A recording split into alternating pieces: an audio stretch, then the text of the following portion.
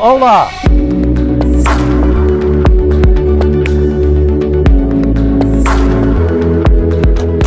En los últimos días, figuras como Tom Lee y Mike Novogratz se han mostrado abiertamente alcistas con Ethereum. Parece que si Ether supera los 4.000, entrará en descubrimiento de precio. Ahora hay mucho interés en Wall Street por involucrarse con Ethereum y Pero antes de mirar hacia el futuro, vale la pena regresar al principio. En esta entrevista reciente con Sean Ryan, Charles Hoskinson, uno de los fundadores originales de Ethereum y actual director de Cardano, una red con una valoración de casi $30.000 millones, cuenta cómo nació realmente Ethereum, qué lo llevó a separarse del equipo original y qué aprendió de ese proceso. Hace unos años lo entrevistamos en Toronto, y ya entonces dejaba entrever algunas verdades incómodas sobre los inicios de Ethereum. Hoy, con el ecosistema volviendo a girar la mirada hacia Ethereum, repasamos los orígenes de uno de los proyectos más influyentes del mundo cripto. Esto es Wall Street y Cripto por Black Swan Finances. ¿Cómo fue cofundar Ethereum? Esa fue difícil. Sabes, la gente me lo pregunta todo el tiempo porque dirijo una firma de capital de riesgo y asesoro a jóvenes emprendedores constantemente. Y siempre les digo que hay 3 reglas que aprendí de Ethereum. Primero, no puedes tener 8 fundadores. Ethereum tuvo 8 fundadores. Todos venían de diferentes ámbitos de la vida. Teníamos a un chico rumano, un chico israelí, un canadiense que era un tipo de Wall Street que también era canadiense, pero además vivió en Jamaica. Vitalik obviamente es ruso, y luego estoy yo, el chico de Colorado, Wyoming y Hawái, ¿verdad? Y hay otros más. Y todos teníamos ideas y filosofías radicalmente diferentes, pero estábamos unidos en la idea de que queríamos programabilidad con la blockchain. Es un poco como cuando JavaScript llegó al navegador web.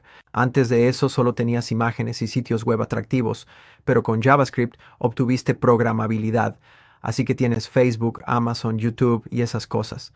Podías crear experiencias enriquecidas. Bitcoin no tenía programabilidad hasta hace poco. Entonces, ¿qué significa eso? Solo puedes mover Bitcoins de un lado a otro. Eso es todo lo que puedes hacer. Es una red muy simple. Pero luego, cuando tienes programabilidad, tienes un lenguaje de programación. Así que puedes hacer lo que quieras. Puedes crear intercambios descentralizados, sistemas de votación y otras cosas. Así que todos dijimos que era una buena idea, ese fue el primer nivel de acuerdo. Pero luego, a medida que avanzamos y pasaron los meses, teníamos visiones radicalmente diferentes sobre qué haría que esa idea fuera segura, efectiva, gobernable, escalable y con otras características, y eso llevó a una separación. Y entonces, Vitalik fue el fundador principal, él fue quien tuvo las ideas iniciales, así que al final tuvo que tomar una decisión, lo que llamamos la decisión de Crypto Google o Crypto Mozilla. Así que el Crypto Google es como ser una entidad con fines de lucro que crea proyectos sin fines de lucro, el software de código abierto, las cosas que regalas. Google hace Dart, Go y todo esto, pero es una empresa con fines de lucro, con acciones, fundadores y ese tipo de cosas. O Mozilla es como una organización sin fines de lucro, es como una fundación, ya sabes, no hay dueños, no hay accionistas. Así que Vitalik eligió el camino sin fines de lucro y luego todas las personas que querían ir por el camino con fines de lucro de alguna manera fueron apartadas. Así que Joe Lubin fue apartado y creó Consensys, y Amir Chetrit fue apartado y Anthony Di Iorio fue apartado y creó su propia empresa llamada Decentral. Yo fui apartado y creé Input Output. Y los que quedaron fueron solo las personas técnicas, pero luego él aprendió que incluso entre la gente técnica es muy difícil lograr que se pongan de acuerdo. Así que Gavin Wood, que era como el CTO de Ethereum, se fue y creó su propio producto competidor llamado Polkadot e hizo lo suyo. Así que de los 8 fundadores solo queda uno, es Vitalik, quien ha hecho un buen trabajo. Quiero decir, ha pasado de no ser nada a un ecosistema de $300.000 millones, con millones de usuarios y muchas cosas buenas. Realmente disfrutan de su ventaja de ser los primeros y resuelven problemas difíciles. Y Gavin hizo un buen trabajo con Polkadot. Nosotros hicimos Cardano, es un ecosistema de $20.000 millones, millones de personas, así que encuentras eso en los negocios y en la vida. Pero no puedes entrar en una relación de negocios si no hay un acuerdo filosófico sobre a dónde ir y qué hacer. No puedes entrar en una relación de negocios si hay demasiados responsables de tomar decisiones. No puedes tener 8 oficiales al mando.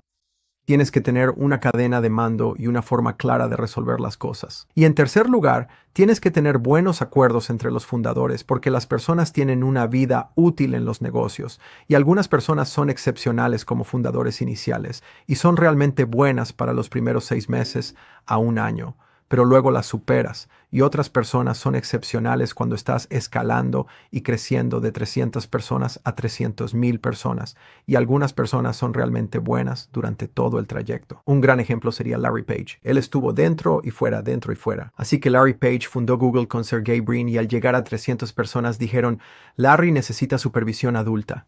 Entonces trajeron a Eric Schmidt, quien hizo crecer Google de una empresa de 300 personas y asumió el rol de CEO hasta convertirla en una compañía de 28,000 personas y convirtió a Google en lo que es hoy.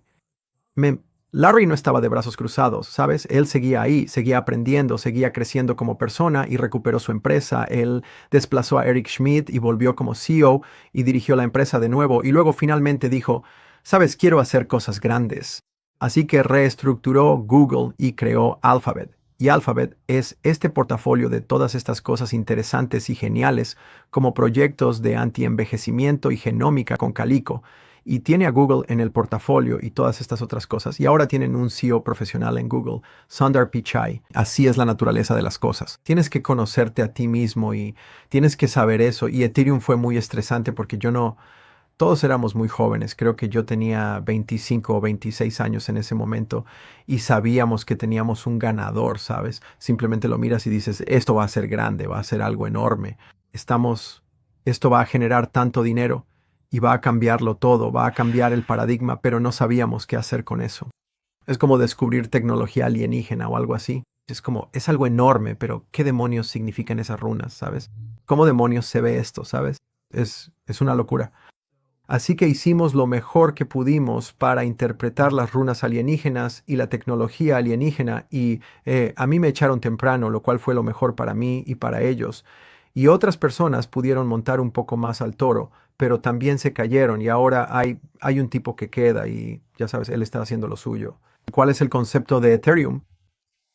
Es como JavaScript para el navegador web, es como Bitcoin en el sentido de que es una cadena de bloques y tiene transacciones y activos. La diferencia es que las transacciones son programables, por lo que tienes un lenguaje de programación que te permite codificar en las transacciones cualquier término y condición que desees. Bueno, así que puedes convertirlos en un sistema de votación o en esta cosa o en aquella cosa para que realmente se convierta en esa célula madre financiera y sea la próxima generación. Normalmente clasifico las criptomonedas en generaciones, así que la primera generación fue Bitcoin y por lo general ese es el problema que intentas resolver. En el caso de Bitcoin era la descentralización.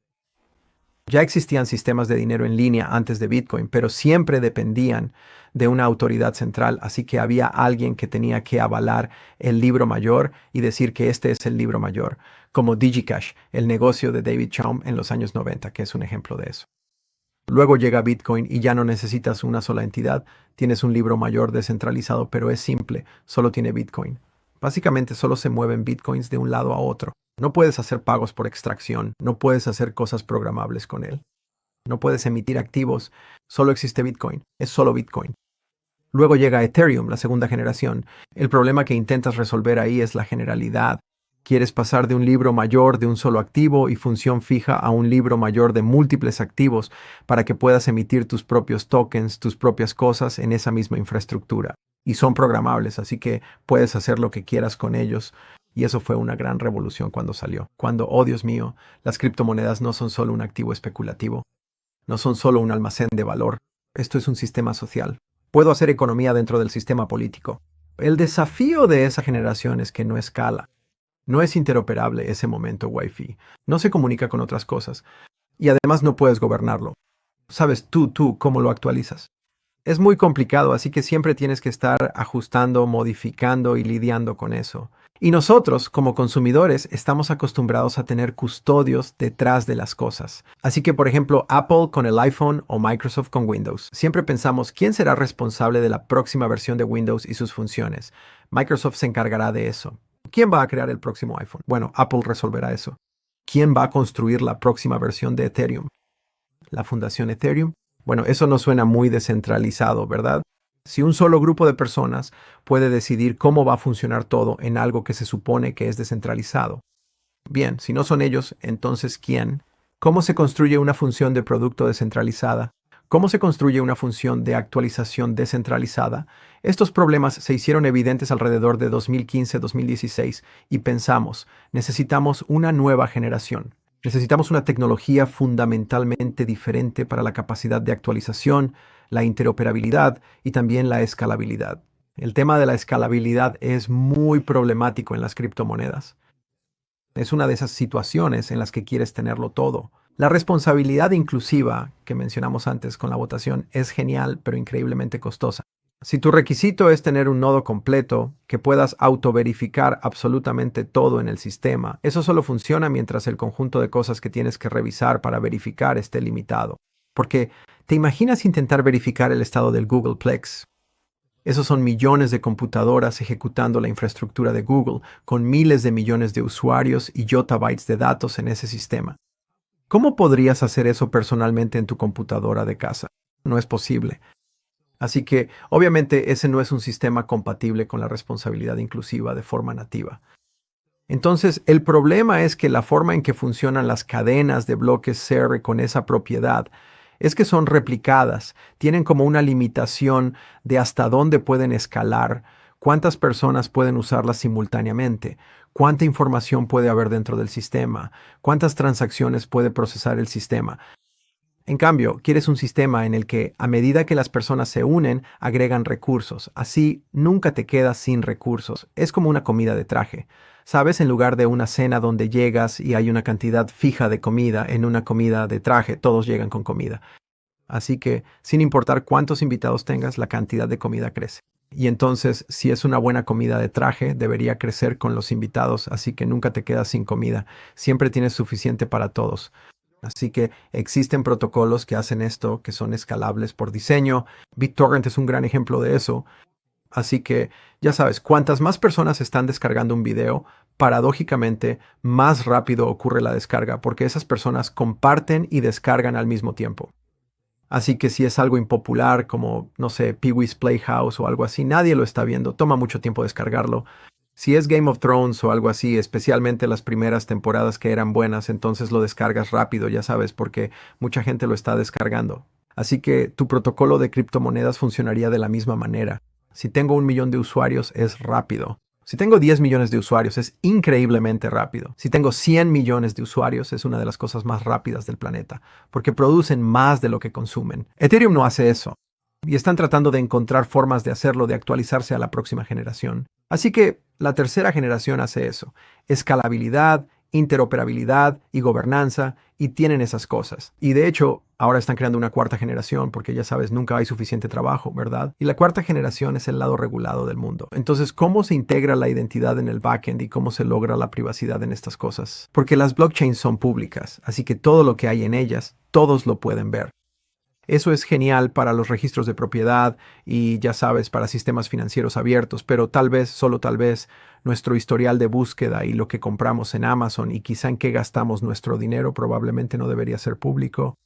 Deberíamos mantener eso en privado. Entonces, ¿cómo se agrega privacidad en el backend, pero se preservan esas propiedades que tiene, como la inmutabilidad, la auditabilidad y demás? Y ahí es donde entran las pruebas de conocimiento cero. Tienen que entrar, así que la tercera generación está casi terminada. Ya tenemos protocolos escalables, la interoperabilidad se está resolviendo y la gobernanza, que es todo eso de las votaciones de lo que hablábamos. Y ahora estamos en esa cuarta generación. Estamos empezando a coquetear con eso y esa es la próxima ola de criptomonedas que tienen privacidad e identidad. Y eso trae a la industria bancaria, a Wall Street, a los reguladores y a los gobiernos. Y lo bueno es que siempre incluyen las características de las generaciones anteriores. Así que Ethereum tiene una blockchain como la de Bitcoin y una cosa de tercera generación tiene todo lo que tiene Ethereum. Tiene contratos inteligentes, así que si tienes una cuarta generación, también es de tercera, segunda y primera generación. Es como un telescopio que se va desplegando. Si te pareció valioso este testimonio, suscríbete al canal y activa la campanita. En Wall Street y Crypto publicamos contenido traducido, doblado y curado para la comunidad hispana. Nos vemos en el próximo video.